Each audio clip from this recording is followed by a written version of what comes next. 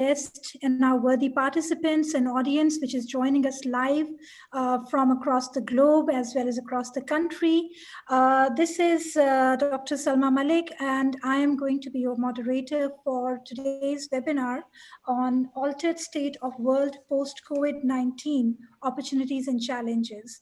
This webinar is the third in the series of webinars being organized by the Center for Research and Contemporary Studies from across the globe as well as across the country, which is an Islamabad-based institute.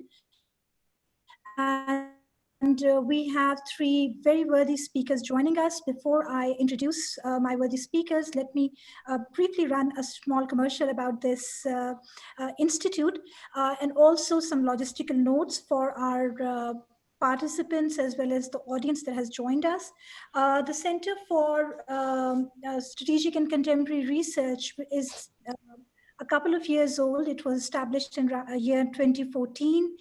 Based in Islamabad, the center has been looking at contemporary security issues such as artificial intelligence, cybersecurity, climate and environmental security, the CPEC, South Asian politics, and many other aspects which are of contemporary nature and of pressing nature. The center has organized seminars, conferences, in-house dialogue meetings, and has also published extensively in the form of monographs, policy articles, and many other aspects. And as you can see now, we have this very lively webinar series. And today's webinar, as I said earlier, is the third in the series, and it will continue. It is a weekly webinar, which will continue for a little while. Joining me from the center is Ms. Sayyida Ilya Naqvi, Mr. Talha Ibrahim, as well as Mr. Fahad, who are the silent crusaders in this particular webinar. And this webinar is being telecasted live, not only, I would say live, telecasted on the CSCR website, but also on the YouTube. So you can post questions simultaneously on the YouTube as well as the CSCR website. For the YouTube, just log on to the YouTube, write the center for the center's name, and you would be directed to the page, subscribe it, and enjoy whatever has been provided there. And same goes for Twitter, Facebook, and other social media websites. Now, coming to my three worthy participants, we have Dr. Rabia Akhtar, Syed Javed Hassan Saab, and Mr. Michael Kugelman. Dr. Rabia Akhtar is joining us from Lahore. Welcome to today's session, Rabia. Dr. Rabia Akhtar's very brief profile, because if I go in detail, it's going to take a lot of time, is that she is the director of the Center for Security Strategy and Political Research at the University of Lahore. She's also director, School of Integrated Social Sciences. She's an eminent writer, as well as an author of a very, very fascinating book called The Blind Eye, the US Non-Proliferation Policy Towards Pakistan during a certain time period that she had focused on. Dr. Rabia's latest achievement is that she is the member of Prime Minister's Advisory Council on Foreign Affairs. Joining us from the US, Washington, D.C. is Mr. Michael Kugelman, very early in the morning. Thank you so much for this, Michael. Michael is the Deputy Director and Senior Associate for South Asia at the Woodrow Wilson Center.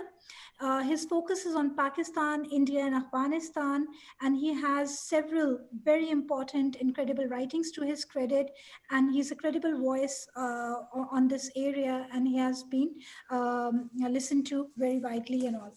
Our last speaker is Syed Javed Hassan Saab, joining us from Islamabad. London. London, I'm afraid. Oh, in London. I'm sorry, I did not realize that. Thank you for the correction. So we are really going international today. So joining us from London, I stand corrected. Syed Javed Hassan Saab holds more than 25 years of senior leadership experience as an investment banker. And by training, although he is an engineer, but he is at the moment doing exactly what a trained engineer and a banker combination should do. He's the chairman of the National Vocational and Technical Training Commission, the NAVTEC. In Pakistan. The three speakers that we have are going to be looking at the COVID-19 situation, our topic today, from their different lenses. Although one liner that we will give to them is what we would like them to focus primarily on, but please feel free in your next 10 minutes that are allocated to each one of you to express your views on a variety of topics. As I said, you all are going live not only on the Zoom and the webinar, but also on YouTube. For those of you who want to pose a question, kindly do that in the chat forum, not in the Q&A. And as and how the questions come down, we will address them after our speakers are finished with their primary 10 minutes each. So I would first like to request Dr. Rabia Akhtar to give her views on how you perceive the security dynamics, more so the strategic profiling, the deterrent stability in South Asia and the larger context, if you feel like focusing on that, but more so in our regional focus on the post-pandemic world, how deterrence is going to unfold and how the strategic profiling is going to be done. Thank you, Rabia. You have your next 10 minutes. All right. Thank you so much, everybody. First of all, I would like to thank CSCR. Am I audible? Yes. All right.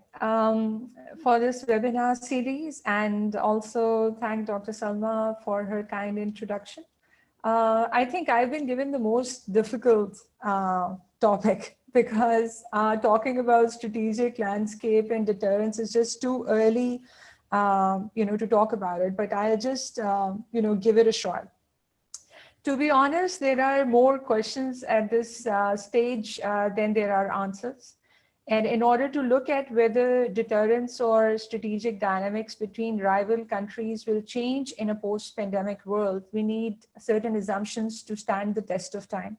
And it is too early a period, like I said, for that to happen.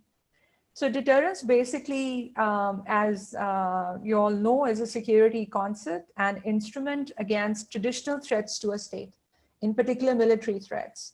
Now, in this current scenario, when the world is suffering from COVID-19, which has shaken even the mightiest of the military might, disease has emerged as a non-traditional threat against which traditional deterrence is irrelevant.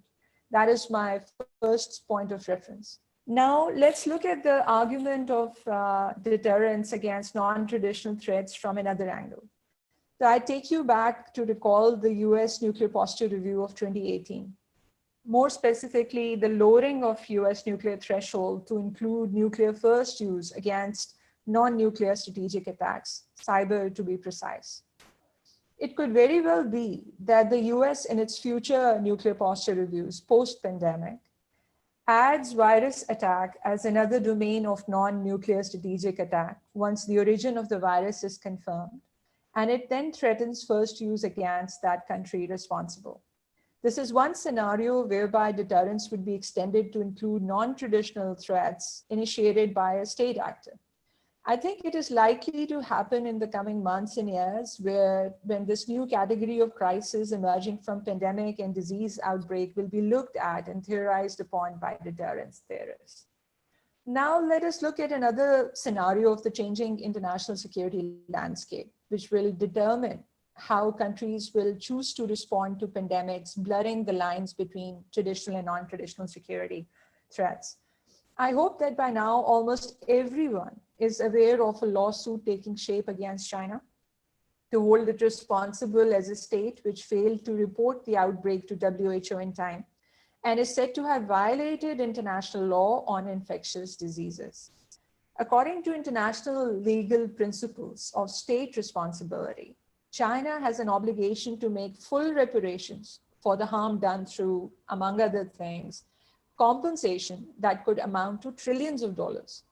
However, the leading contemporary treaty, which is the International Health Regulations of 2005, has no provisions on this issue, whereby China can be held responsible to pay compensations for damages to countries suffering due to China's violations of treaty rules. But on the other hand, the customary international law on state responsibility states something different. And it states that a state violating international law has an obligation to make full reparation for the injury caused by the internationally wrong act. But we have seen in contemporary times that this customary rule has played absolutely no role in disease outbreaks, even when states argued that countries violated applicable treaties. So, what is my point here? What if this was to change? What if we see a coalition of the willing coming together, seeking mandate through UN Security Council led by the US, holding China responsible for the outbreak, demanding it pay damages in trillions of dollars to help countries resuscitate their economies? What if the world does find a legal remedy for which it has avoided for almost a century? How would China respond to it being cornered by this coalition? Why wouldn't countries want to gang up on China if it serves their national interest by changing how the international law looks at it? So while China would surely want to be praised at the global level on how it has dealt with the outbreak within its own territorial bounds, the same global platform might come back to bite China. And while it praises China, also holds it responsible for disrupting the entire world given the extreme and unprecedented nature of this global disaster caused by COVID-19. So I'll leave you with that thought of how geopolitics, with its national security underpinnings, will look like in a post-pandemic world. And remember that you cannot dissociate geopolitics from arguments on international security and deterrence. The last point that I would like to make requires a theoretical lens and a bit of history. So let's go back and look at influenza pandemic, which lasted from 1918 to 1920 and estimated to have caused 39 million deaths, equivalent of 2% of the world's population at that time. If it is to be translated today, the rate of 2% of that population translates into 150 million deaths today.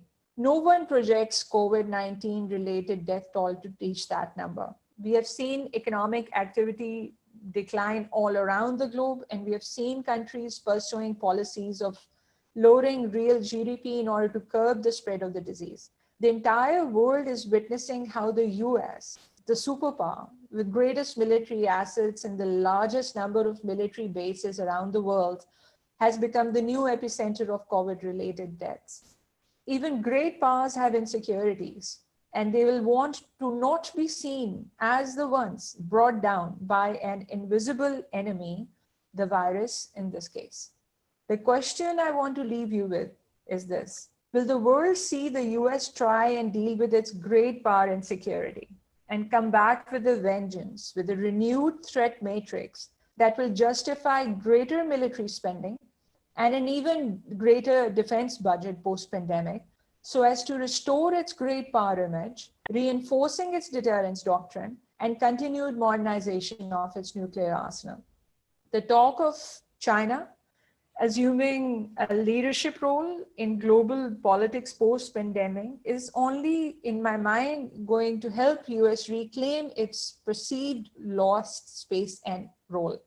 There's a recent report from the US Indo-Pacific Command delivered to Congress in the first week of April, calling for $20.1 billion in additional spending between 2021 to 2026. And for what? The funds are sought to be spent on new radar warning systems and cruise missiles, and would also pay for more exercises between the allies, deployments of additional forces, and new intelligence sharing centers. The efforts, they say, are going to help improve US military's ability to deter the People's Liberation Army. So go back to my point of great power insecurity. So the threat matrix will only expand to justify more weapons as economies will find their way to recovery post-pandemic. If you think that a post-pandemic world will see a revived liberal world order, working towards finding collective solutions to collective problems, think again. Realism is not dead. It is making a comeback with a vengeance as we speak. So I'll stop here and I would love to take questions. I'm sure some of the points that I've made were thought-provoking. Thank you. Thank you so much, Rabia. They were not only thought provoking, they were scary. Because ideally, to everyone sitting at home, we would like to feel that countries start to think otherwise, invest more on non traditional security aspects, strengthen health sector, strengthen economy, and soft pedal into a perceived new world order or a new world emerging post pandemic rather than having guns and bullets to fire with. But of course, these are aspects that you have pinpointed towards, which are not going to go away. We can wish them away, but they're not really going to go away. Thank you for this very realistic, although scary scenario building. And we'll get back to you through the question and answers. And once we are done with the panelists, Michael, I would borrow your thoughts on this aspect. Rabia just mentioned about the US seeking more military budget and focusing on China in the next 5 years. And there was this news coverage today that the US is going to provide India with weaponry and advanced radars and a lot of military infrastructure, which is technically China related. How would you perceive the political landscape of South Asia developing again in this post COVID situation? Are we audible to you? Yes, you are. I hope that I'm audible to you. Absolutely, you are. Great. Thank you. You have your next 10 minutes. Well, thank you very much, Dr. Malik, and many thanks for the very kind introduction. Thank you as well to CSCR for the very kind invitation to participate in this discussion. It's really an honor for me to be on a distinguished panel like this one, and I really look forward to this conversation. So my comments will occur in three parts, and I'll continue on along this path of realism that we just heard from Dr. Rabia. First, I'll share some thoughts on what would ideally happen in South Asia after COVID-19. Second, I will discuss what will more realistically happen after COVID-19 in terms of the political environment in South Asia. And third, as the resident American on the panel, I think that it's incumbent on me to speak a bit on what the implications of COVID-19 may be for US policy in South Asia. So first, what would be ideal is if COVID-19 wakes the region's policymakers up to the fact that non-traditional security threats are clear, present, and deadly dangers. Make no mistake, though, and I think we all know this, non-traditional security threats were a clear, present, and deadly danger in South Asia long before the coronavirus pandemic. I mean, this is a region, for example, that has long been vulnerable to non-traditional security threats such as water shortage and climate change, two areas that I've looked at quite closely in recent years. South Asia houses a full quarter of the world's population, but it contains less than 5% of its annual renewable water resources. With the exception of Bhutan and Nepal, per capita water availability in South Asia falls well below the world average. Pakistan has one of the lowest per capita water availability rates in Asia, and there is a serious paucity of clean water, with thousands of people dying every year, most of them children, from consuming dirty water. And one estimate, as I recall, is that 40% of Pakistani deaths are caused by contaminated water. I mean, the figures are staggering. And then meanwhile, all of South Asia is also dangerously climate vulnerable. The coastal states of Bangladesh, India, Pakistan, Sri Lanka are threatened by rising sea levels and flooding. Landlocked countries like Afghanistan, Bhutan, Nepal face rising temperatures, drought, glacial melt. And Maldives, which is the lowest lying country in the world, faces the very real prospect of complete submersion in the not too distant future. So I think here what's particularly concerning is that so many South Asian countries have densely populated coastal areas. One of them, India, could have nearly 40 million people die from rising sea levels by the year 2050, according to the Center for Global Development's Climate Vulnerability Index. So my point in sort of stating all this is that South Asia, well before COVID-19, had been vulnerable to non-traditional security threats with the capacity to cause many more losses of lives than traditional security threats. And I like to call these non-traditional security threats human security threats.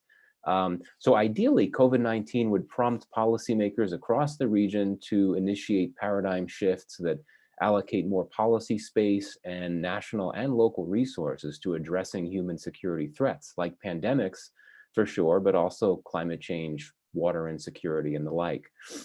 And I would argue as a modest outside observer that there is certainly ample awareness within the region's strategic elites and the political elites about these threats and how real they are, but insufficient implementation of policies to address these threats in a real and meaningful way. And ideally, again, I underscore that word, the best mechanism for South Asia to tackle its shared non-security, non-traditional security threats is the SAARC organization. One of the few silver linings to emerge from the pandemic in South Asia to this point has been some relatively rare cooperation within SAARC. There was a video conference, of course, initiated by the Indian Prime Minister that convened representatives from every SAARC state that resulted in a plan for some modest cooperation on combating COVID-19. There was a new emergency fund set up. Commitments were made to send supplies to fellow SAARC members. And SAARC, of course, has struggled mightily in recent years, mainly because of the India-Pakistan problem. But it did come together, even if only modestly, to initiate shared responses to the pandemic in South Asia. So ideally, after the pandemic, SAARC, through this precedent that I've just laid out, would become a new bastion for regional cooperation to tackle shared human security threats. And this would be a pretty significant boon for a region that, as we all know, is one of the least connected and least integrated in the world. More regional cooperation could in time enhance connectivity and foster more intra-regional trade, which is currently very low in terms of volume, and thereby generate more prosperity and stability. So that's ideally what would happen in South Asia after the pandemic. But I fear that this vision is simply too Pollyannish. It amounts to asking for the moon. In reality, South Asia, like most other regions of the world, is bound to focus inward with the paramount priority to rebuild economies that are expected to be severely stressed and damaged by the pandemic. I'm sure you've all seen the World Bank's latest economic outlook for South Asia. It's highly pessimistic. It's predicted that regional growth will fall to a range between 1.8 and 2.8% in 2020, which is down from more than 6% projected just 6 months ago. And the bank projects that in a very worst case scenario, South Asia's GDP growth could even be negative. So my sense is that the immediate post-COVID-19 focus of the region's national governments will be on economic recovery within their borders and not on regional cooperation on other matters. And certainly there may be some governments in the region that may wish to direct more attention and resources to human development in order to better protect populations from human security threats. But I think that economic constraints will make that very difficult. I would argue that economic slowdowns in the region could well strengthen forces of populism and hardline nationalism, exacerbating the democratic backsliding that we have already seen throughout the region in recent years, in countries that include India for sure, Pakistan, Bangladesh, Sri Lanka. And I fear that in India, the Modi government will intensify its Hindu nationalist agenda in order to appease its support base and just to distract it from the economic problems that the Indian government has really struggled to solve in the 6 years that it's been in power, the Modi government, that is. And this means, of course, a continued hardline position toward Pakistan. So I very much doubt that the India-Pakistan relationship will improve much, even after the two have cooperated, albeit haltingly and indirectly, in this regional effort to combat coronavirus. The bottom line is that I do not expect the region's economic disconnectivity and political volatility to ease after the crisis, though the Modi-led SAARC effort may strengthen New Delhi's relations with its smaller South Asian neighbors, many of which have perceived India as a bullying regional actor. One of the big geopolitical questions about post-COVID-19 South Asia is China's role. And maybe this is something we could discuss more during the Q&A. China's economy, of course, is strong and durable, but it will suffer, as all countries will, or as most countries will. We may well see China scale back its Belt and Road Initiative and investments, including in Pakistan, not just because of its own economic troubles, but also because of those in recipient countries that are already saddled with debt. And if China eases up on BRI, even if temporarily, this could certainly have notable geopolitical implications for the region, certainly for China-India rivalry in South Asia. And a dial down of BRI would also register as a net positive for New Delhi and Washington, Beijing's two main rivals. So I'll conclude now with some thoughts on what COVID-19 may mean for US policy in South Asia. Perhaps this would come as a surprise to you all, but pre-COVID, the Trump administration had actually positioned itself for a new policy of fairly deep engagement with South Asia. Now, to be sure, its top two policy goals in South Asia had been pursuing strategic partnership with India and creating the conditions for a graceful withdrawal from Afghanistan. Good luck on that latter option, on that latter priority, should I say. Now, these will remain its two top goals post-COVID. However, pre-COVID, the Trump administration had established a new Indo-Pacific policy, very much like the Obama White House's Asia rebalance policy. The initial expectation had been that the Indo-Pacific policy would be focused on East Asia, much like Obama's Asia rebalance policy. However, the Trump administration has indicated that it envisions South Asia as part of its Indo-Pacific policy. Pentagon documents in recent months coming out about the Indo-Pacific policy call for enhanced engagement with the littoral states of South Asia, focusing on a number of Cs: counterterrorism, counter-narcotics, counter-piracy, cybersecurity cooperation. And then in January, a top White House official, Matthew Pottinger, announced in public remarks in New Delhi that Washington's geographical conception of Indo-Pacific had changed and that the US now views the region as stretching from, and I quote here, California to Kilimanjaro, and no longer from, quote, Hollywood to Bollywood, as in the past. This is a pretty significant change, and I'm actually surprised that it didn't get more attention at the time. The bottom line is that this means that the US now considers, at least rhetorically, that all SAARC countries to be a part of the Indo-Pacific strategy. However, post-COVID-19, I'll end here, the US government, like other governments, will prioritize economic recovery over outreach to the Indo-Pacific region, for sure. It will also be focusing on the November presidential election. So I don't think that we will see that much forward movement on the Indo-Pacific strategy, which I repeat now includes South Asia, over the near to midterm period, probably not until the next presidential administration is in place next January. So with that, thank you very much. Thank you very much, Michael. So it's more or less like continuing of the status quo, the way it was prior to the outbreak or the pandemic, as we would call it. A few takeaways that I have from you is regarding the disconnectivity.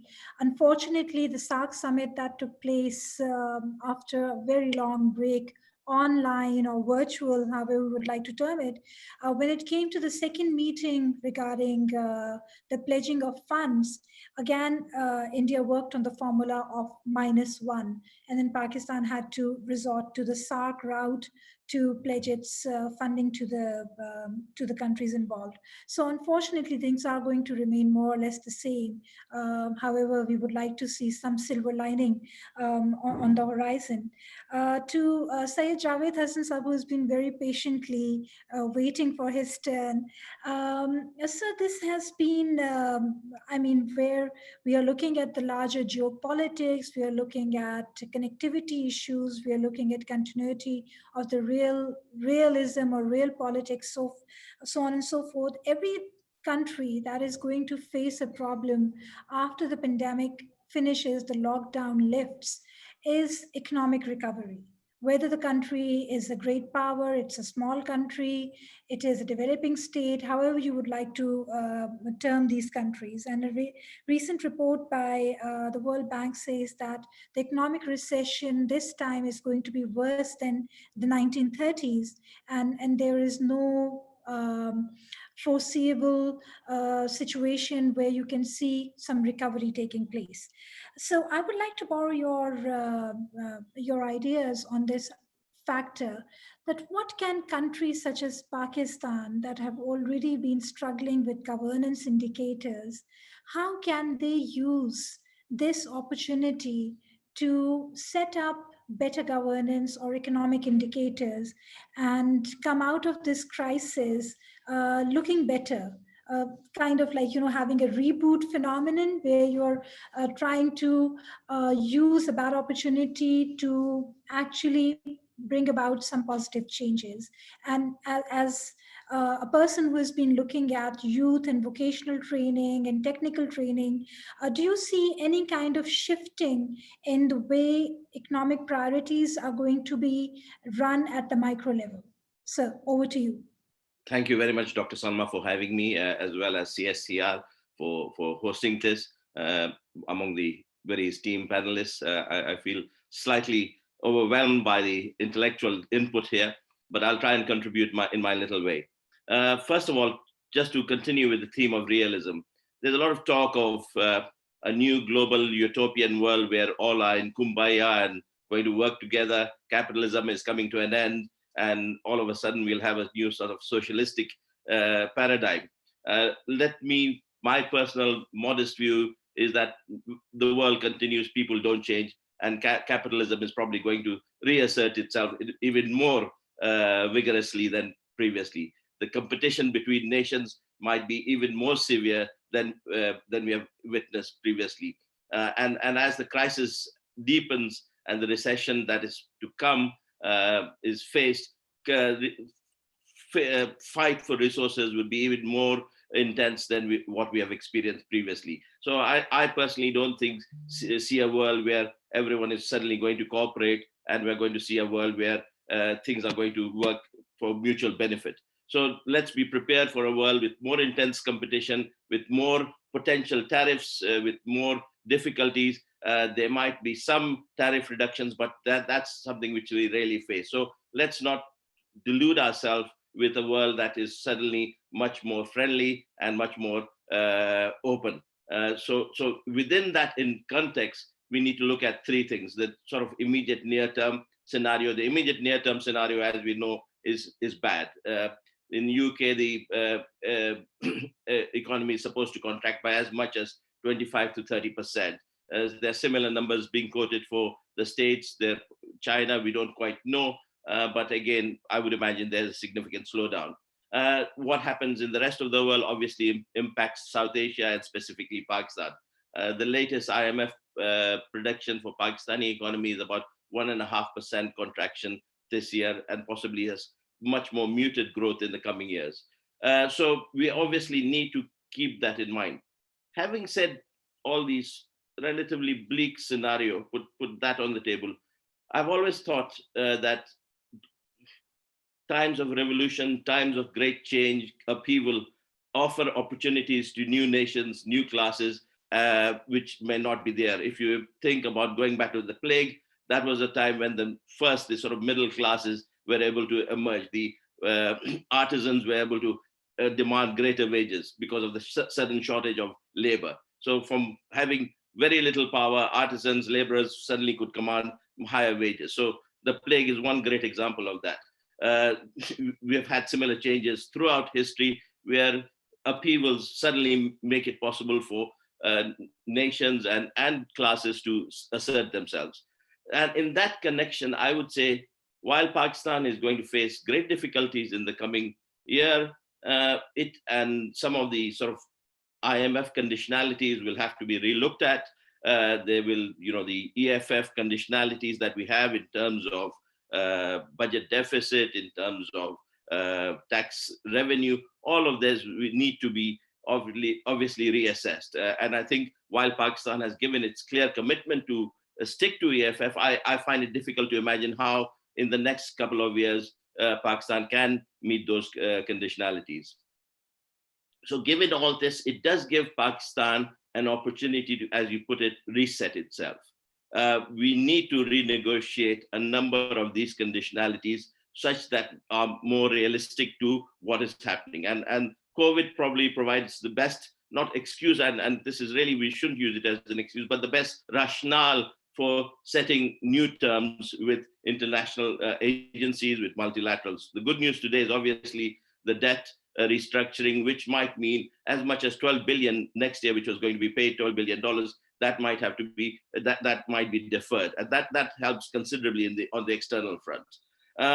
But the key point I would like to make is we have a great opportunity here as well. One of the things that we haven't talked about, and one of the things I've been noticing, is in most countries where the median age is lower, both the infectiousness or the case numbers as well as the death numbers are significantly lower. In places like Nigeria, which has a median age of less than 20, there's virtually no deaths there. Now, it might be that they're not being reported, but large number of deaths, it's unlikely that they can be hidden. In Pakistan, the latest tally I saw was about 111 deaths. It might be higher, but then again, if it was in the thousands, like in UK or US, it's unlikely it could have been hidden. So there seems to be a clear correlation between youth and the impact of COVID on these countries. And I think COVID is not something that is going to disappear suddenly. It's going to last for some time. It might, like Spanish flu, come in waves. So youth, and this is someone who's in the 50s, it saddens me to say youth will have a premium. And I don't consider myself in that youth, but youth will certainly command a premium, and countries that have relatively young populations, which are dynamic and adaptable, certainly command a certain advantage. Now, how these countries take that advantage and run with it will really determine their long-term future. In Pakistan, we have seen my own agency, NAFTEC, is offering distance learning courses, and there has been a huge amount of interest in distance learning courses, certifications, and there's a lot of job now that will be done off-site. We could have a new golden age for health tech, education tech, government tech, and all of this done from a distance. But the question is, will the youth of Pakistan and will the policy makers be able to take advantage of this opportunity and ensure that the youth, which the average median age in Pakistan is 23, the youth gets trained, is provided the facilities, and can participate in the global market for this distant economy. We are here from 3 continents, and we're talking, and it seems pretty normal to do so. And I think this trend will continue. So how we train the youth and how we make sure that they participate in the global economy is a critical aspect. The other thing is, I think there's going to be a major disruption in the global value chains. Some of it is going to shift for many reasons, but as well as COVID, from China. The manufacturing base that China had become was anyway shifting. Part of it was due to the costs in China was higher. Part of it was also strategic reasons of America not wanting to depend too much on China. We should see a hastening of this process, and therefore we might be able to take advantage. China might itself want to see some of its capacity relocated to Pakistan, and that would be quite helpful. So our young population, again, youthful, dynamic, should be able to take advantage of this new capacity coming to Pakistan if we can actually manage the process. The critical thing is, do we have a leadership that can manage the process, can actually take advantage of this chaotic period that we are going to see over the next few years, and actually enhance our global position from here. To a certain extent, Imran Khan has done a fantastic job in the debt restructuring. He's really placed himself in a global leadership position. Now the question arises, can we actually make the ground level changes to actually take advantage of what's happening over the next few years. So yes, there are threats, there are difficulties. In the next couple of years, we're going to see much hardship for the population. We are not going to see any easing, but with this comes great opportunities. And it really depends on our policymakers and our institutions to actually take advantage of these opportunities. And they are also the entrepreneurs. It has to change. We can't have what has been Pakistan's case, where you have large number of rent-seeking companies. That has to be changed. They will have to participate in the global value chains, and those global value chains will need to see value added. And that will come from a highly productive, innovative, young, youthful labor force. So I think that we are working towards it. Both my organization, other organizations are working towards this process of trying to bring the youth in the modern economy, which is going to be based on, a lot of it is going to be based on technical know-how and ability to maximize your ability to work from a distance. So that's my sort of few thoughts. I think while there are threats, there are great opportunities also. We could have a transformation of how the global economy works. But one thing very clear, the competition will be intense. What Pakistan might want to do, many other countries with youthful population would also want to do. If we can't get our act together, we'll be yet again left behind. Thank you very much, Javed Hassan Saab. One question from you is that when we move out, one major concern of the government during the lockdown has been the unskilled labor, the uneducated people who are doing manual work, that they are unemployed, the daily wages, who are not skilled enough to adapt to these things very, very fast.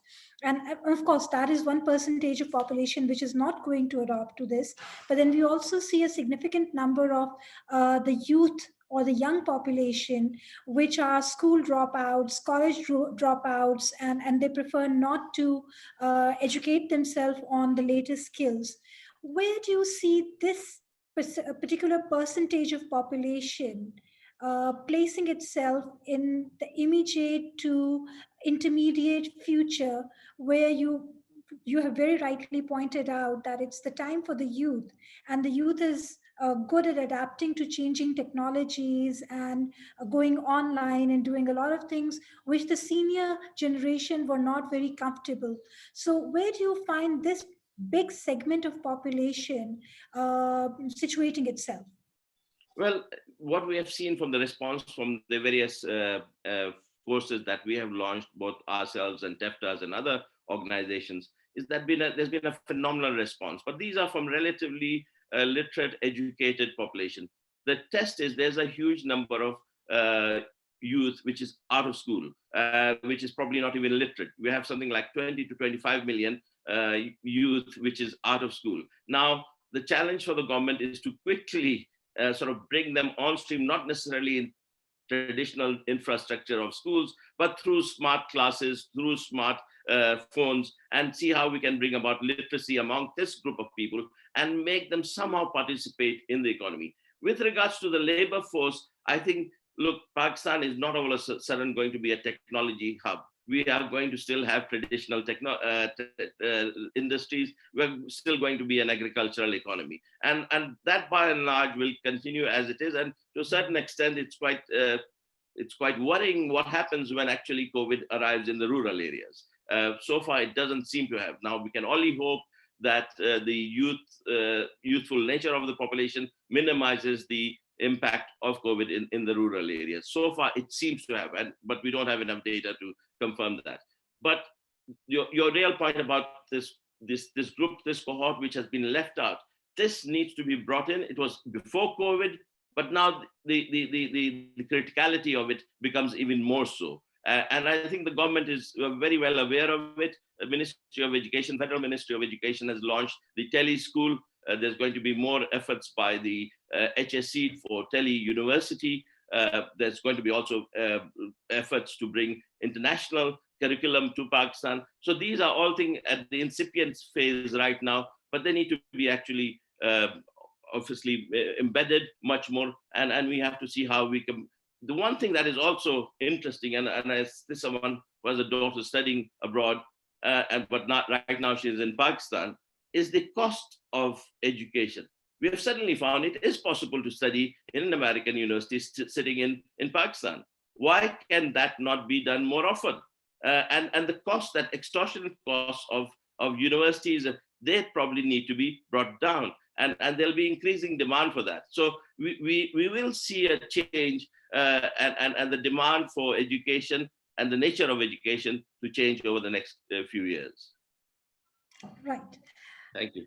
Um, Okay, thank you so much. We already have a significant number of questions directed towards our worthy panelists. Let's go by the order of the speaker. My first question that has been asked from Dr. Rabia Akhtar is by Ms. Alia Hassan. All three of our panelists can actually go to the webinar chat area and they can even read the questions. But let me read it out for the consumption of all. Very thought-provoking, but do you think it may be one of the planned lab engineered strategies under bio warfare by powers who want to undermine China's economy? So this is something that has been really talked about by everyone back and forth, that it was a bio weapon attack. Dr. Rabi Akhtar, what's your take on this? Rabia, you need to unmute. Sorry, thank you so much. I was going through the questions, and in the interest of time, there are 4 questions that are posed to me. So if you allow me, I'll just answer 4 of them quickly so that we move on to the list. It's a huge list.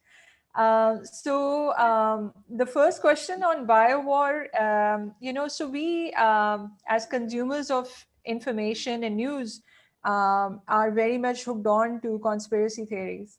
And as of now, till this minute, I don't think there is enough evidence to be pinned against China for unleashing a bioweapon. There were news out there about linking 5G with the kind of deaths that have occurred since November 2019, because that's when China launched it. So I think there is a lot of conspiracy theories going on about this, and we should be careful as to, once we are forming our opinion, that we have enough evidence to back it up. So right now, there's not enough evidence. Yes, what it has, COVID-19 has done is that it has exposed the vulnerabilities to a bio attack. And all of the countries are in the same boat. There's lack of ventilators, beds in ICU, lack of testing kits. Vaccination is going to take a year or so. So the vulnerabilities that have been exposed through COVID-19 to an attack, which could then be termed as a bio attack or a bio weapon used against a larger population, is what the reality of all this is at this point in time. The second question is about, the lawsuit. Two questions regarding lawsuit, one by Syed Ali Hadi and another one by Suhail Awan about the lawsuit. So if you could address them. Yes. So the lawsuit question about, the argument that I made, I completely agree. China is under sovereign immunity, both against lawsuit and enforcement of that. But there could be other forms of it as well. There are all sorts of, discourse happening around this question, whether China can be taken to court. But the reality of it is that no, it cannot be. The reason China finds itself in a pickle is because of denial of censorship. There has not been enough information about it out there as to how and why did they not report the outbreak to WHO in time. But there are other means with countries that are available. For example, sanctions. They could be unilateral sanctions. They could be multilateral sanctions, and it does not need to be, and that does not disrupt the sovereign immunity that China has. What we need to look at through this entire exercise is whether the world is moving towards more cooperation or towards more confrontation. And that is the real question that needs to be addressed. I know everybody is looking for an scapegoat because this is unprecedented in our times. We don't know as to who to put the blame on. And so China right now is very conveniently in the spot where every finger is pointing at China. There's another question about nuclear weapons and its relevance I'd like addressed to me. So nuclear weapons are not going to lose their relevance anytime soon. We are going to enter into a world where there would be a vaccine for COVID-19 and it would just be treated just like another flu. And so it will normalize, it will become part of our normal lives. It has got nothing to do with as to how states will look at their traditional security arrangements. So I don't foresee the future of nuclear weapons to be in jeopardy. Rather, the point that I made, that US trying to gain its projected loss of space and might, and that insecurity might want to ramp up the traditional security domain, and so will other countries, because they would want to appear to be still, powerful with their nuclear weapons and all. And another, just to answer just one more question about CPEC and its future, which is addressed to all panelists, and my fellow panelists can then take on from here. I foresee CPEC to be back on track. Pakistan government has opened up the construction industry. And although that construction industry is slowly opening up to bring the daily wages on board, CPEC as a project is also a project which involves a lot of infrastructure. So there is only so much of time that we can spend not working on it. And as days and months are going to progress, and if Pakistan is able to curtail the number of deaths through COVID, I foresee CPEC to be back on track. And China, of course, will make every effort to ensure and provide every help to Pakistan to ensure that it remains on track. Thank you. Okay, thank you, Rabia. I would ask the next question from Syed Javed Hassan. It's been posed by Khalid Banouri, who asked that, how do you see the future of CPEC in the post-COVID phase? And then on a scale of 1 to 10, how optimistic are you of the modestly educated Pakistani youth, matriculations, etc., with low-scale English comprehension, to benefit from distance learning, vocational technical skills during and after the pandemic? And how much additional time do you foresee would be needed to achieve an acceptable skill levels? Can I answer the second question first? Because that's probably more relevant to me. On a scale to 1 to 10, I would say 5. The advantage is that we have to remember that Pakistan is a population of 220 million. There is a large section of population that is literate and that is also conversant with English. So there is significant number who can participate in this distance learning, even if they may not have the requisite international qualifications. They do have a understanding of English, and they have certain matriculation. So I would imagine you can suddenly bring on stream up to 1 million young people who can participate, and probably even more, 2 million, 3 million. If you go to places like Karachi, the urban conurbations, Karachi, Lahore, Islamabad, Faisalabad, there's a significant population there which would suddenly participate. Moreover, it's a young and relatively dynamic, adaptable, hungry youth, which is keen to exploit opportunities. And if those opportunities are made to them, they would be. But right now, very often these opportunities were not even made possible. Even this distance learning that we have started, we have seen 50,000, 30,000 different agencies have seen applications. We had not made them available. And that's to our discredit that we had not done so previously. Why are we doing it now? But it's just a learning process. And as more of these opportunities are made available, a lot of our youth will come. But there still remains a significant chunk that is outside this youth who can participate. We need to really work on them, and there will need to be a significant effort by the government, the provincial governments, as well as the federal government, to make sure that they are brought on stream in this process. The madrasas also need to be part of this process. So we have a number of challenges, and by no means easy. So I would say the next couple of months, years will be extremely challenging and interesting. But while there are huge challenges, there are also, and I don't mean this as a cliche, this is realistic, there are huge opportunities as well. It depends entirely upon us as a nation, how we and policymakers, how we try and exploit it. We need to provide as much of it as freely as possible, and make it convenient. Reach out to the youth, reach out to the young people. We can't just expect them to reach out to us. We have to make an effort to reach out to them, and that's the challenge. How do we reach out to them? How do we make them aware that there are these opportunities? How do we connect them to the rest of the world market? Upwards of one of the model, Pakistan is already a large participant in one of the distant work platforms. So there is the desire to do so, and there is the ability. But what it is important is for the policymakers to make it freely available and actually reach out. We just can't expect the youth on their own accord to do all of this. With regards to CPEC, I think that the other panels are better positioned to talk about it. But from what we know is that there is a lot of goodwill from China. They are fully helping NAFTAC, TEFTAs in the training process.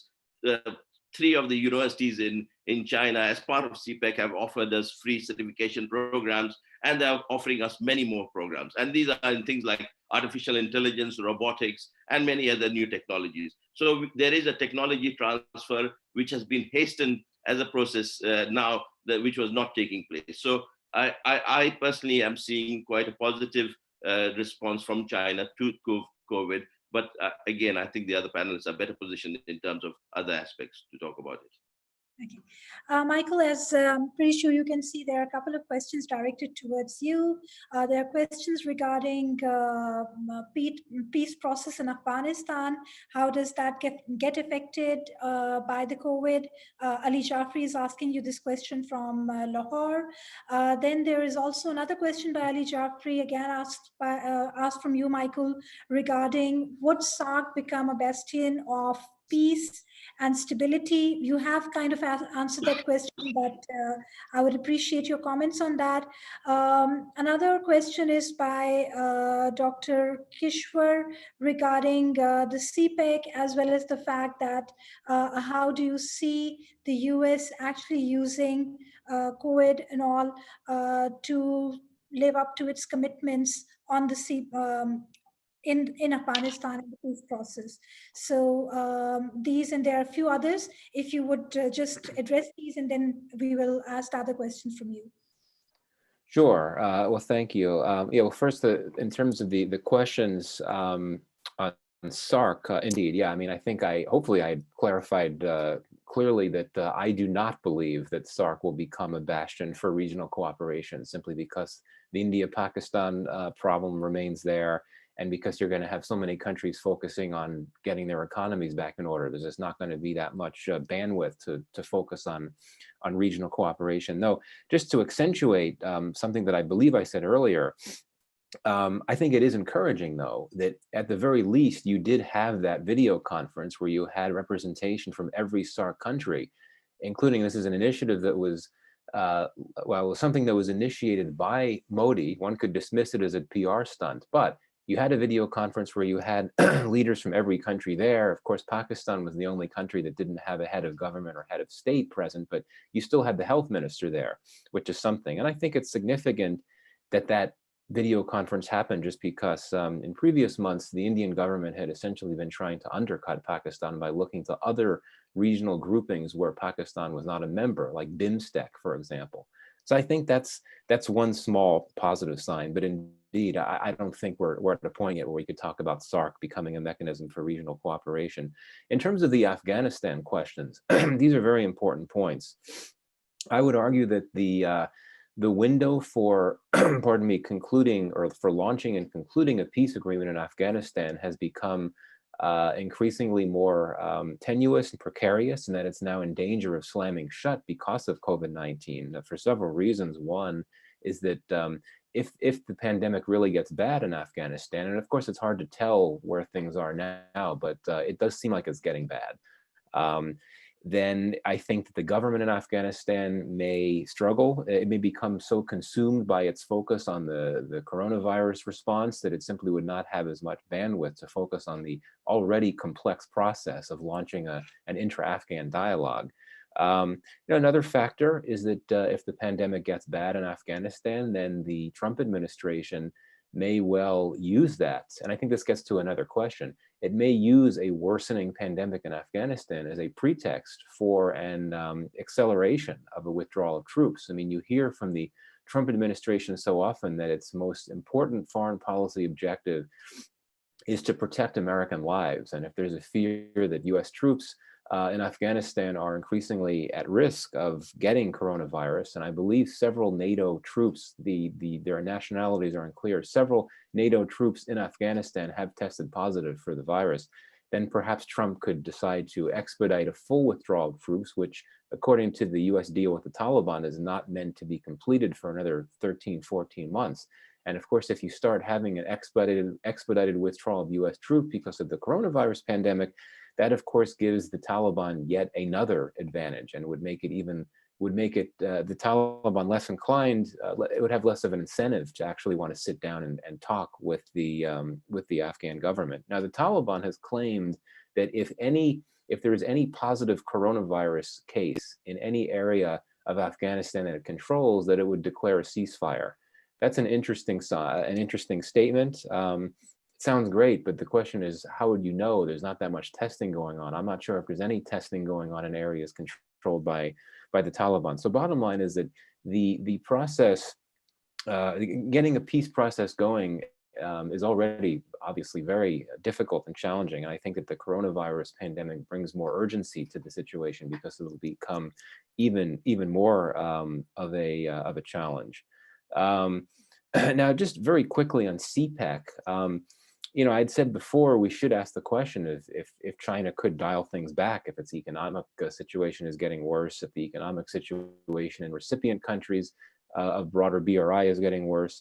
And I'm inclined to agree with my fellow panelists that there's no reason to think that it's in trouble, CPEC, but it may be a bit too early to tell. I think it really depends on how bad things get economically in Pakistan. I think that's one factor. Clearly, the political commitment is there from Pakistan, from China.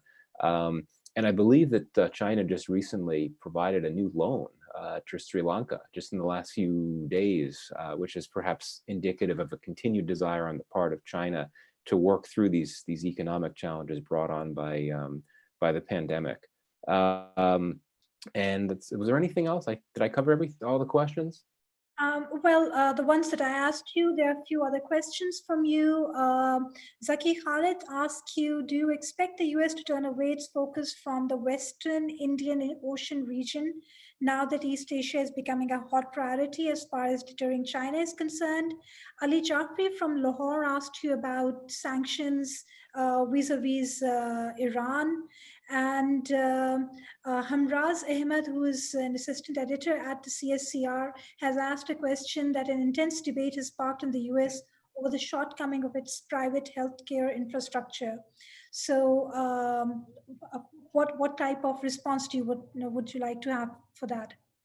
Yeah, I'll be very brief. In terms of the question about Iran sanctions, I have always been a strong critic of the Trump administration for its policy on Iran, and to continue with these sanctions at a time like this, I think is just terrible. And certainly, that sanctions regime on Iran does have implications for Afghanistan and Pakistan. I think this was one way a question was posed.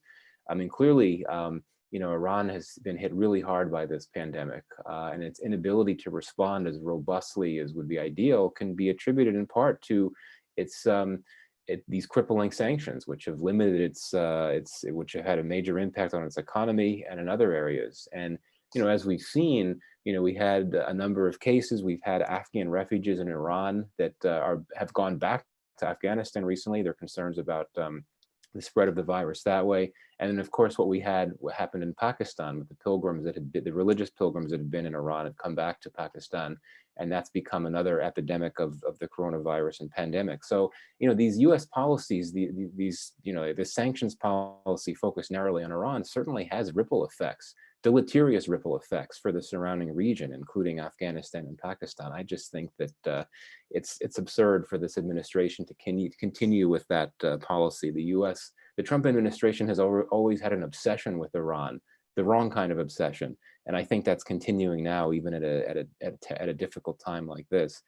In terms of the domestic question about the U.S., I'm not an expert on healthcare policy in the U.S., so I won't go into this that much. But there was a question within the question was whether the U.S. model, the Confederacy model in the U.S. could be undercut by the fact that you have these struggles between states to secure health supplies. I would actually argue that, if anything, the pandemic virus has shown that this decentralized model in the U.S. is very much alive and well, and that is because you've had so many governors, particularly in the hardest hit states, essentially taking matters into their own hands, essentially giving up on the federal government and saying, we're going to do things our own way. And so you've had some very strong performances by the likes of the New York governor, Governor Cuomo, and the California governor. Again, these are two hard-hit areas, making their own decisions, not really paying much mind to any type of guidance from the federal government, just because it's been seen as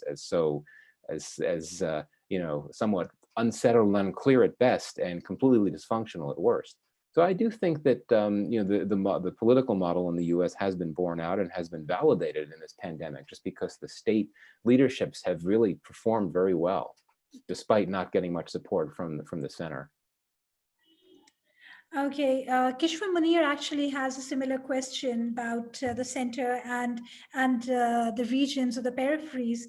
This is a generic question, and what she says is that COVID-19 has exposed the inherent problems of governance structures, not only local, regional, but at global level as well.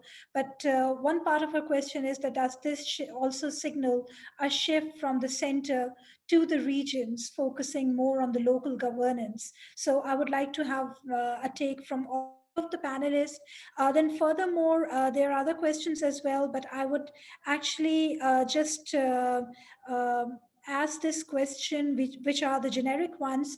How can, Maliha Mansoor asked this question, how can the world prepare for future pandemics? Do you see de-escalation, I think conflict de-escalation in the post-COVID world? Haris Walid asked, what are the implications of this pandemic on intra-Afghan talks? This you have already addressed, Michael, but larger question is, will UN make any policy on global food intake? So this is again a generic question. Nabil Hussain from NDU asked this question, in this COVID-19 pandemic world, is moving towards digitization. In this particular time, how UN and world leaders will ensure cybersecurity and human privacy. And from Michael, Anas Abdullah has a particular question regarding the FATF's next session schedule in September 2020. How do you see COVID affecting the FATF regime, specifically with respect to Pakistan's removal from the grey list? So if you would take 2 minutes each to respond to these questions, and Michael, then you can have the last 3.5 minutes to respond to the generic questions plus the specific one. Rabia, Javed Hassan, and Michael. Dr. Rabia, do you want to start? All right. Yeah, sure. Thank you so much. To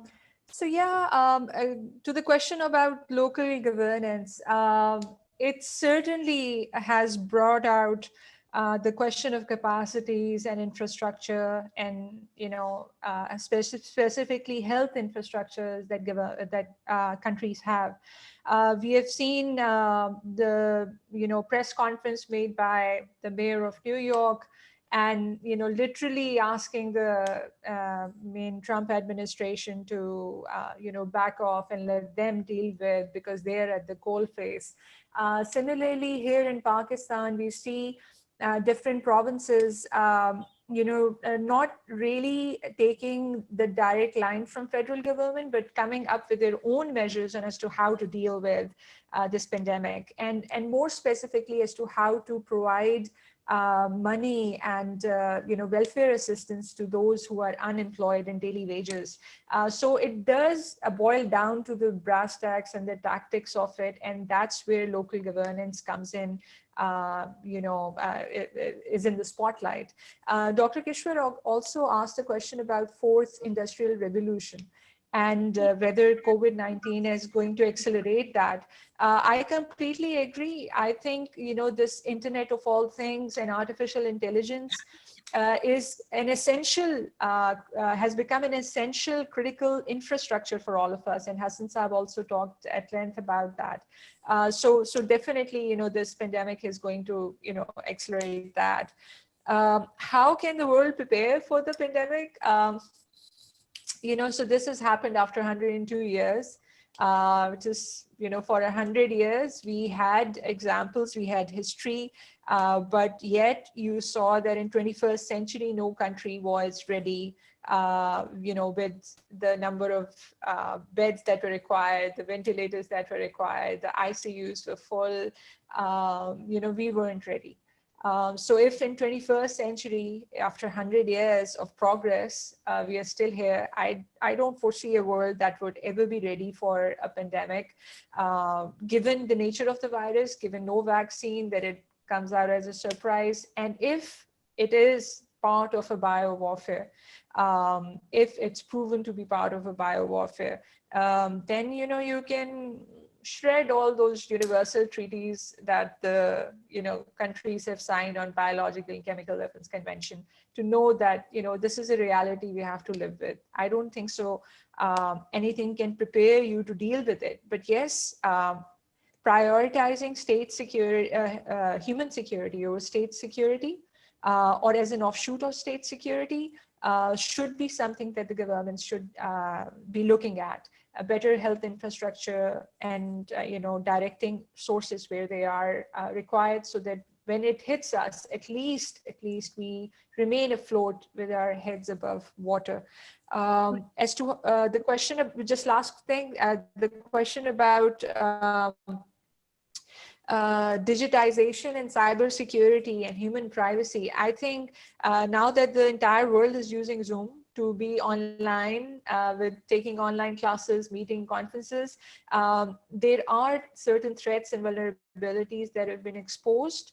It is going to be a continuing concern as we continue to, use this as a tool. I don't know whether there could be a universal mechanism in order to control or ensure that, because while there are positives, there will always be negatives out there. So the best we can do is, deal with it as it comes, and maybe in time, once we recover as economies, from this pandemic, we will think about all these issues that are important, and they should take priority. Thank you. Right. Javed Hassan Sab, there's another question. Kishwar Saiba had asked about the fourth industrial revolution.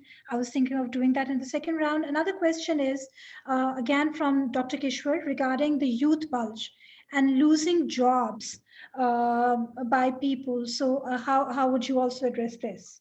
Can I just answer some of the other questions with regards to centralization versus decentralization? God bless hypocrisy, because we have seen everyone pay lip service for everyone coming together, that there should be no politicization, but just about everyone, whether at a national level or international level, is using this to politic. And that will not change. And every leader will politic in his own particular way. The masterful performance by Governor Cuomo yesterday, where he kept out talking about, I will not attack, I will not indulge, was a beautiful replay of Mark Antony saying that Brutus is a noble man. So I think everyone will politic, and that will not change. Ideally, what I would have thought would have been UNSC coming together, bringing the nations together, and have a global policy for the lockdown, and trying to ensure that everyone enforces it over a period of time so that it stops. That's, again, doesn't seem like happening. And that's why I'm a bit skeptical about how effective these lockdowns would be. If it sort of succeeds in one country, yet it continues to progress in another country, how it will come back to these countries which have succeeded initially. So these are questions, but these are bigger questions. And I don't think we necessarily have the answer here unless our other two panelists know how we can go about it. With regards to the fourth industrial revolution, and yes, that was happening anyway. This will inevitably hasten the process. We, as a country which has not necessarily spent as much on education and technology, will have to now, as this has become a national security issue, we cannot afford not to be part of the fourth industrial revolution. And that will require our youth. The advantage we have, and I keep saying this, the youth bulge is relatively adaptable, and you don't need to participate in the fourth industrial revolution. You don't necessarily need 4-year university Ivy League degrees to be able to do so. You can do so by having certification programs, and that's where we should be focusing, to bring them on stream, to get them into the workforce, to get them to be training while at work, and participating, rather than necessarily too much focus on university, the traditional 4-year university degrees, where you spend a lot of time learning about civic sense and various things. What would be required is much more vocational or job-related experience, and that's, the world is moving towards that, and the current COVID crisis might hasten that process. And I think a lot of people who might lose jobs in this period. The one thing I have to say, and I have to emphasize this point, Pakistan's international connectivity, international trade is only 8% of GDP. Now that's a bad thing, and it's sad that we are, but really one of the advantages, we are relatively less connected with the rest of the world. Ours is a very domestic economy. So in some ways, we can withstand the global slowdown that is coming probably better than many other countries. But it doesn't mean that we should remain disconnected from the world. Now may be a good opportunity to actually get more connected with the rest of the world by going into the fourth generation technologies. How do we do it? Again, as I said, we need to, as policymakers, we need to reach out to the youth. We need to make it possible for them. We need to make it accessible for these young people to be able to train. And for that, we need to devote resources and reach out to countries to make it possible to do so. I think it's already happening. I think the policymakers are well aware of it, but also the private sector is very well aware of it. There are opportunities there, the private sector will try and exploit, and that's probably the most healthy sign. When the private sector gets into the act, and then there's a business opportunity, they will make sure that the youth is utilized, and purely for good old capitalistic reasons. There's a profit motive there. So I think there is going to be a period of transition and uncertainty. We have entered that. But from this, there's a good chance that we might emerge on the better side after a couple of years. But the next couple of years are going to be difficult. Right. Michael? Well, thank you. So I'll go briefly here. The question about governance, center versus state, provincial. I think that most countries that we've talked about, health and health policy is not a central. It's not a federal policy issue. It's in the rubric of provincial state governments to handle. So I think that the key watchword here is coordination. How much coordination is there between the center and the local, the state, the provincial, on dealing with a health crisis like a pandemic? And I think we've seen varying levels of success depending on the country we look at. The United States certainly has not had very good coordination at all on that. I think in a country like Pakistan, it seems like there have been mixed results. But I think that's the key issue, is how much coordination do you have and how effective is it between the folks on the national government and those in the provincial or the state governments. In terms of the broader question of how to prevent future pandemics, I agree with what's already been said, but I do think that the question of global cooperation is essential here. I mean, by nature, these pandemics are international, affect everyone. And the reality is that we do not live in a world now where multilateralism works particularly well, or at least in a case like this. What you need to look for is the world's most powerful players to be taking a lead in shepherding through global cooperation. And we simply have not had that. We know that the Trump administration is not at all interested in those types of models. Of course, the Trump administration just suspended funding to the WHO.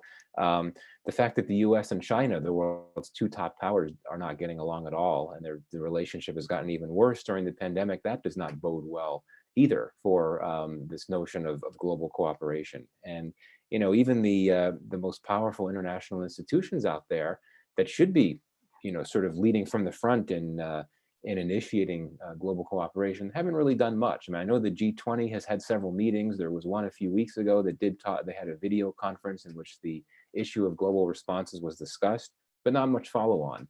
And of course, given that this pandemic has been so destructive, and given that it took everyone by surprise, unfortunately, so many countries have had to focus inwardly and are not in a position for global responses. But I think if you want to look to the future and trying to prevent these pandemics from being so problematic in the future, that you need to have mechanisms in place to ensure ahead of the game, preemptively, that there would be some type of global plan. And I don't think we're anywhere near that point. In terms of the one specific question about the FATF, how will the pandemic impact Pakistan's ability to get off the gray list? Well, I mean, I think the key thing is that FATF gave Pakistan and other countries a 3-month extension. So the fact that the next plenary will now be in September instead of June, that's important. And I think that could be helpful. But, I think that for Pakistan, the challenges are the same, regardless of whether there's a pandemic or not. As I recall, 14 of the 27 points on his action plan have been successfully achieved, according to the to FATF. So it's really these 13 other ones that it needs to address. And there's a variety of things in those action items, as I understand it, ranging from demonstrating more interagency cooperation in combating terrorist financing to prosecutions of certain individuals complicit in terrorist financing, and then also a need to remove a number of illicit channels used for terrorist financing. There's a lot there. That's a lot to do. Pakistan certainly has made progress, but I think even with this extension to September, it could be hard for Pakistan to be able to check off all those boxes.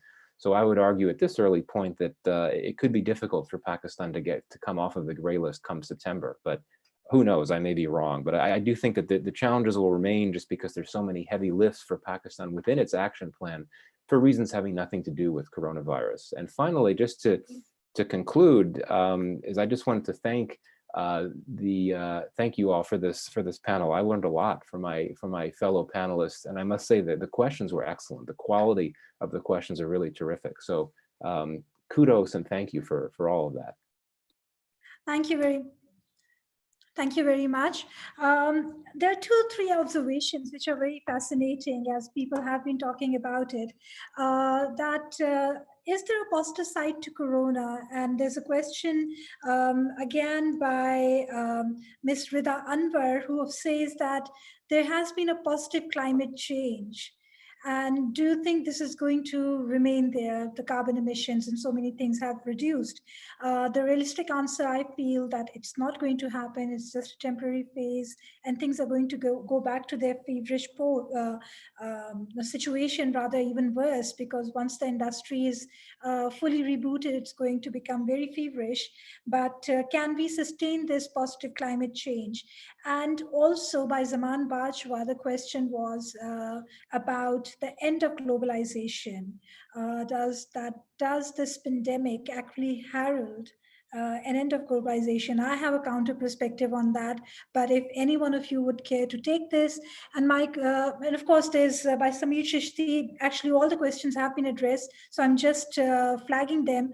Samir Chishti had raised a question about the CPAC, which has been addressed by all 3 panelists very ably, but these 2 aspects about the end of globalization and positive climate indicators, do you think is there any future to this? Michael? A one-liner or yes or no is good enough. Well, yeah, very brief. I realized that there was one additional question I didn't respond to, and that involved whether the U.S. will turn away from its focus from the Western Indian Ocean region now that Yeah. East Asia is And there's becoming a also hot button. another by Kishore saying that has DC violated its own sanctions regime? Okay, I'm not sure I understand that question about sanctions regime. Bit At any rate, yeah, anyway. the other question, I had addressed this in my comments that the Indo-Pacific strategy, the U.S. Indo-Pacific strategy does include South Asia. And indeed, the objective of the Indo-Pacific strategy, even though U.S. officials would never say this publicly, is to push back against China and its intensifying presence and influence in Asia on the whole. That is indeed in many ways an East Asia issue. However, the Trump administration has stated clearly now that the SAARC countries, every country in South Asia, is a part of the Indo-Pacific policy. Again, that's rhetorical. We haven't seen any operational evidence that the U.S. is going to follow through on that. But to answer that question, no. I mean, the U.S. has not turned away its focus from the Western Indian Ocean region just because it includes all of that region in this broader Indo-Pacific strategy. Right. Thank you. Rabia?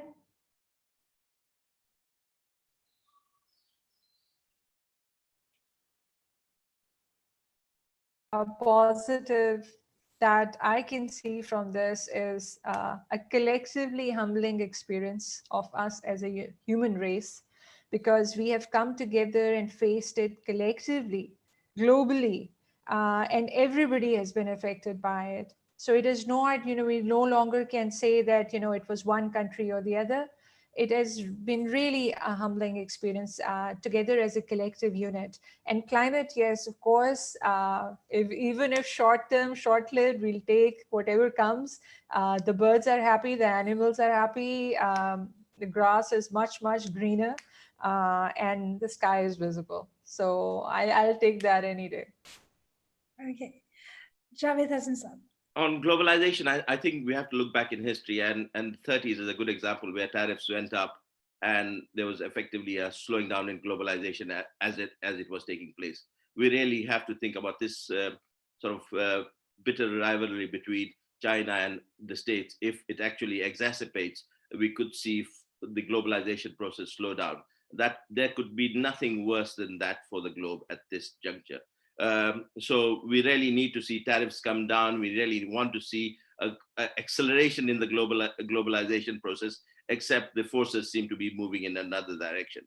Having said that, for Pakistan itself, we should take this opportunity, this moment of upheaval, to actually lower tariffs, to be part of international trade, and actually integrate ourselves as much as possible. The countries that manage to do so probably will stand to benefit much more so than those that raise tariffs and close within. So we actually probably will have to go in the opposite direction of what the rest of the world might be going, which is probably less globalization and much more barriers being put up. So we have to make a conscious effort not to necessarily follow what the global leaders might be doing. And there lies our opportunity. As I said, upheavals, turmoils very often give new players opportunities to emerge. It's up to us whether we can actually exploit this as an opportunity or take it as a tragedy. I certainly hope in the former. In terms of climate change, I frankly speaking don't know. As I strongly believe, capitalism will remain. People will compete, and we will go back to seeing how GDP growth takes place. And this climate benefits, which is wonderful. I can see foxes on streets in London. There are apparently cheetahs or leopards in Islamabad. That's all wonderful, but it's going to be short-lived, and that's sadly so. We're going to have polluted skies once again in the near term. That's slightly pessimistic, but on other fronts, I think the world will go back to competing and aggressively trying to get market share, and companies will want to make profits, and that's how the world operates. Thank you very much. Thank you to all three of you for your wonderful ideas, your take on this situation, very realistic, a little pessimistic at times, but of course very realistic. You cannot build castles in the sky. You have to be as realistic and as on the ground as possible. The world that we face tomorrow is going to be as realist as we see it, as we've experienced it. But it is our share as to how best we can make of this opportunity. And as the panelists have said, that there are many negatives, but there are a lot of positives to this situation as well. And it's up to us how we make this work. From the near future to the from the most immediate to the intermediate and the long term, from the local to the regional and to the global, that's entirely in our hand as to how we strategize today and make our world better tomorrow. Addressing all of these questions around us, some of which are in our grasp, some of which are not in our grasp, but this gives us a pause and an indicator that we can sort of make the world around us as better as possible for us. So let's take this pandemic as an opportunity where we can sit back under the lockdown, strategize, figure out what needs to be done for a better Pakistan, for a better future, for a better South Asia, and for a better global system tomorrow. Because the CPEC, the BRI, the US China rivalry, and all of these things are not going anywhere. The arms marketeers are as ready and gung ho about selling their weapons as they would like to. And no pandemic can ever stop them.